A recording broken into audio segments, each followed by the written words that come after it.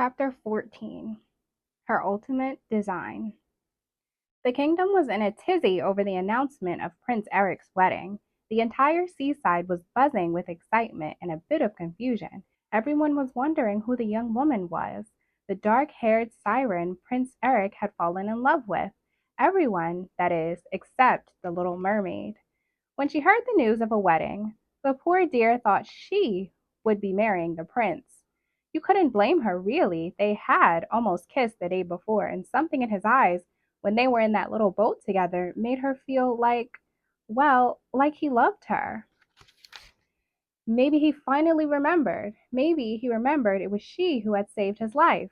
She was so happy as she hastily tied it up before rushing to the landing to find Eric. She had been fretting over how she was going to get him to kiss her before sundown, and now they would be kissing at their wedding. As she raced to the landing to find her fiancé, she saw something wholly unexpected, and it shattered her world and broke her heart. The prince was standing with a beautiful young woman in the main hall, talking with his valet and great confidant, Sir Grimsby. Until that very moment, Grimsby had doubted the mysterious woman with the angelic voice Eric had been speaking of even existed. Grimsby had been haranguing Eric about his foolishness in pining for and swooning over a phantom siren when he had a lovely young woman beneath his very roof. But he had to admit Eric was right when he brought the young woman before him on that bright sunny morning. Well, now, Eric, it appears I was mistaken. This mystery maiden of yours does, in fact, exist. She is lovely. Congratulations, my dear. Grimsby kissed Vanessa on the hand, welcoming her to the family. We wish to be married as soon as possible, said Eric in a hollow, enchanted voice. Yes, of course, Eric, but, you see, these things do take time. This afternoon, Grimsby, the wedding ship departs at sunset. Sunset. Sunset! The word sent terror through Ariel's broken heart. She saw the ruin of her entire life in that moment. Ursula's words echoed in her ears. If he does kiss you before the sun sets on the third day, you'll remain human, permanently. But if he doesn't, you turn back into a mermaid and you belong to me. Ariel hadn't even thought about what that would mean, belonging to Ursula. Oh, very well, Eric, as you wish, said Grimsby, before hurrying off to make the preparations for the wedding. Ariel was shattered. She had lost her dearest love, and at sunset she would lose her soul to the sea witch. She would end up a shriveled little creature in Ursula's garden, and her father would never know what happened to her. She had made a ruin of her life with no thought for her family or her friends. What would they think happened to her? Where did they think she was now? This wouldn't be happening if her father hadn't said all those awful things to her, condemning her for saving Eric. His voice boomed like thunder in her mind as she remembered their horrible conversation. Is it true you rescued a human from drowning? Contact between the human world and mer world is strictly forbidden. She heard his voice as clearly as when he said those terrible things. She had tried to make him understand, tried to make him see reason. But he didn't care. It didn't matter to him that Eric had almost died. One less human to worry about. It meant nothing to him that she loved him. They're all the same. Spineless, savage, harpooning fish-eaters incapable of any feeling.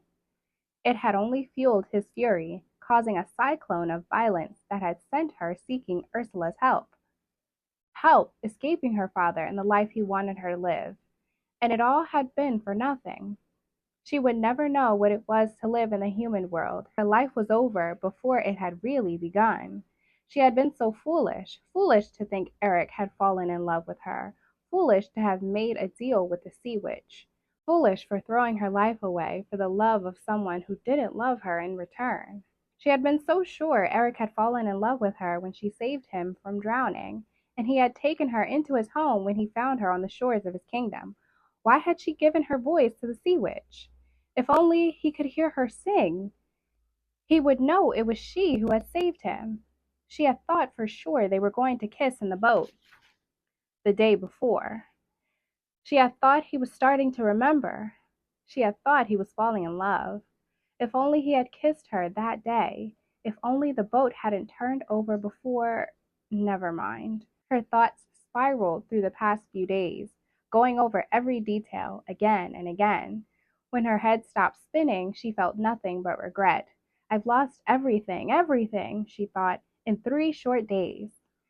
She saw her dreams slipping away and turning into a nightmare. She had been so intrigued that night when she saw Eric on his ship playing the Snarf Flat. She had never seen a human that close before, and she thought he was probably the most handsome being she had ever laid eyes on. She had imagined what his life must be like, traversing the sea, seeing the world, dancing beneath the stars. She imagined where he must live, surrounded by beautiful things, human things, like those she had been collecting in her cave. He could have shown her so many more human treasures, things she had never even imagined. She had fancied her life with him as an endless adventure of discovery, and now it was all over. She had thought the sea gods had brought this wonderful prince into her life for a reason, casting down his ship in that terrible storm, plunging him into her ocean, giving her the means and strength to save him, making her fall in love with him. Why would the gods do that and not give them a chance at love? She wouldn't have taken the risk if she hadn't thought they were meant for each other. If she had her voice, she could tell Eric everything. She was heartbroken and alone, wishing for the days when she first arrived at Eric's kingdom, when she thought he loved her. She couldn't believe he was about to marry someone else. She was helpless, she was desperate, and she was angry. She wanted to scream, but the sea witch had her voice. Ariel! Ariel! It was her friend Scuttle, the seagull. He flew onto the pier, rambling and in a panic. I was flying. Of course I was flying, he sputtered, not making much sense. Ariel could communicate with sea creatures, being one herself, and with the likes of Scuttle, but that didn't help her make out what he was saying as he sputtered and flubbed.